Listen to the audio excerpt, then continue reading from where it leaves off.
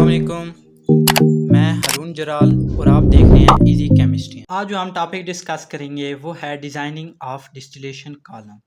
Designing of distillation column में सबसे पहले हम उसका डिस्कस करेंगे जनरल ओवरव्यू एक डिस्टिलेशन कॉलम का। सेकंड पे हम देखेंगे इसमें कॉलम क्या होता है। थर्ड पे हम देखेंगे सेक्शंस एक कॉलम में। फोर्थ पे हम देखेंगे फीड जो इंट्रोड्यूस करवा रहे होंगे कॉलम में। फिफ्थ हम देखेंगे इंटरनल कॉलम मीन के कॉलम का इंटरनल साइड। सिक्स पे हम देखेंगे रिबॉयलर। सेवन्थ पे condenser. Eighth pay reflux drum and reflux. And last पे हम देखेंगे डिस्टिलेट्स मीन के एक ऐसे प्रोडक्ट जो आफ्टर डिस्टिलेशन हमें कलेक्ट होंगे उनको हम डिस्टिलेट्स कहते हैं, वो लास्ट पे देखेंगे। हमारे पास एक हीटिंग सोर्स होगा जो रिबॉयलर में हीट को इंट्रोड्यूस करवा रहा होगा। एक हमारे पास रिबॉयलर होगा सॉल्यूशंस को हीट करने के लिए।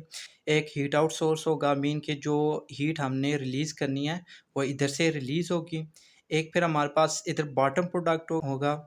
ये हमारे पास है एक कॉलम। कॉलम के जो टू पार्ट्स हैं, एक है rectifying section, the second one is stripping section.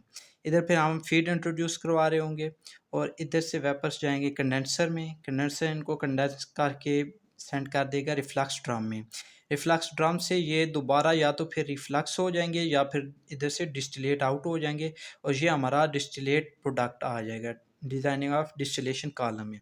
First पे कॉलम कॉलम जो है वो डिपेंड करता है on the nature of solutions कि हम कौन सा सॉल्यूशन जो है यूज़ कर रहे हैं डिस्टिलेशन में। क्या वो जो है वो मोर वोलेटाइल कंपोनेंट्स हैं, लेस वोलेटाइल कंपोनेंट्स हैं या वो सॉलिड फॉर्म है।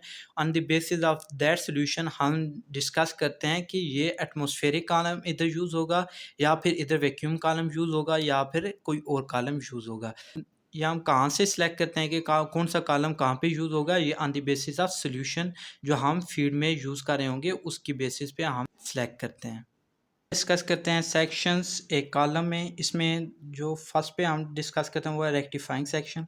ये जो अपर पार्ट होता है from feed to the upper part, इसको हम कहते हैं रेक्टिफाइंग सेक्शन।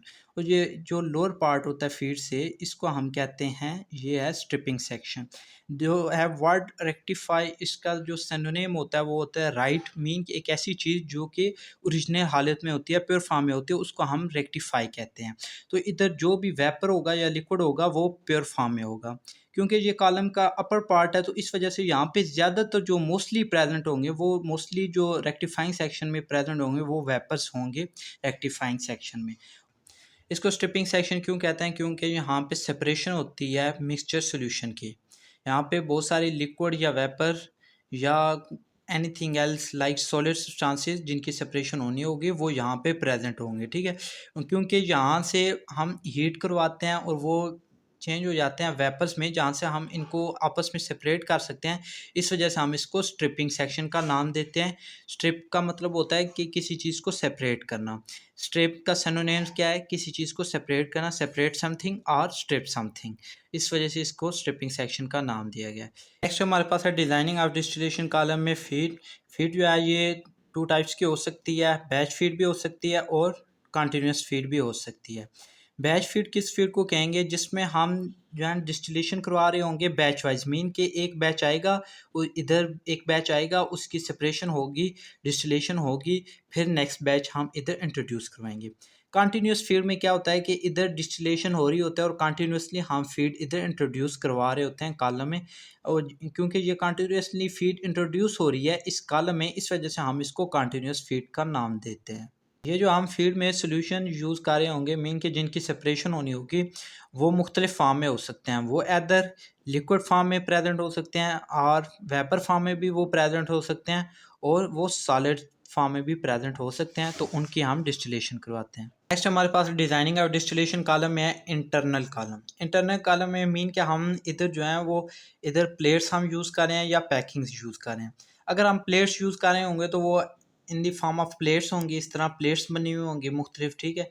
ये प्लेट्स इन प्लेट्स को यूज़ करने का मकसद क्या होता है, ताकि मैक्सिमम जो है ना वो कंटैक्ट हो, लिक्विड का मैक्सिमम कंटैक्ट होगा तो जो हमारे पास प्योरिटी है एक डिस्टिलेट की वो बढ़ जाती है। पैकिंग्स में क्या होता है, पैकिंग्स में हम पैकिंग बेड्स यूज़ करते हैं। पैकिंग बेड्स कैसे होते हैं, ये आप समझ लें कि ये इतना जो है ना, इतने एक पैकिंग बेड होते हैं। इन पैकिंग बेड के ज़रिए से मैक्सिमम कंटैक्ट होता है लिक्विड का, और इन पैकिंग बेड के ज़रिए से हम सेपरेशन करवाते हैं। फिफ्थ हमारे पास रिबॉयलर। रिबॉयलर को हम यूज़ क्यों करते हैं, टू हीट समथिंग।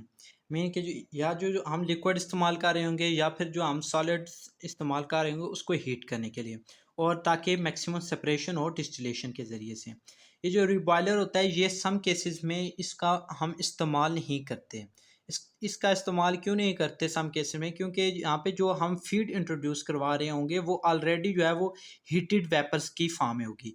जब वो फीड जो है वो हीटेड वेपर्स फॉर्म में होगी तो हमें ज़रूरत नहीं पड़ेगी रिबॉयलर की। तो ऐसे केसेस में हम रिबॉयलर को अवॉइड करते हैं। सिक्स्थ है हमारे पास डिज़ाइनिंग ऑफ डिस्टिलेशन कॉलम के लिए कंडेंसर। कंडेंसर प्रेजेंट होगा। इस कंडेंसर का काम क्या होगा कि इधर से जो वेपर्स आ रहे होंगे रेक्टिफाइंग सेक्शन से वो कंडेंसर में जाएंगे। कंडेंसर जो है इन वेपर्स को कंडेंस करेगा और इन वेपर्स को चेंज करेगा वेपर फेज से लिक्विड फेज में। डिजाइनिंग ऑफ डिस्टिलेशन कॉलम में सेवंथ पे हमारे पास है रिफ्लक्स ड्रम। रिफ्लक्स ड्रम का काम क्या होता है, जब ये कंडेंसर से जो वेपर्स हैं वो कंडेंस होंगे लिक्विड फॉर्म में तो ये कलेक्ट होंगे इधर रिफ्लक्स ड्रम में। रिफ्लक्स ड्रम जो है इस लिक्विड को स्टोर करेगा और इसको फिर ट्रांसफ़र कर देगा दोनों तरफ पे, या तो वो डिस्टिलेट हो रहा होगा लिक्विड या फिर रिफ्लक्स हो रहा होगा। एट्थ हमारे पास रिफ्लक्स। रिफ्लक्स में क्या होता है कि एक ऐसा लिक्विड यानी कि जो कि अभी प्योरीफाई मुकम्मल तौर पे नहीं हुआ, कंप्लीटली प्योरीफाई नहीं हुआ, तो हम उसकी कंप्लीट प्योरीफिकेशन के लिए, ताकि हमारे पास जो डिस्टिलेट प्रोडक्ट है वो अच्छा है, इसलिए हम इस लिक्विड को दोबारा से रिफ्लक्स कर देते हैं डिस्टिलेशन कॉलम में, जहाँ पे उस लिक्विड की दोबारा से होगी डिस्टिलेशन होगी तो वो दोबारा से फिर कंडेंस होके आएगा इधर रिफ्लक्स ड्रम में। तो रिफ्लक्स का बेसिक पर्पस क्या होता है, प्योरिटी इंक्रीज करने के लिए। डिजाइनिंग ऑफ डिस्टिलेशन कॉलम में नाइन्थ पे हमारे पास है डिस्टिलेट्स।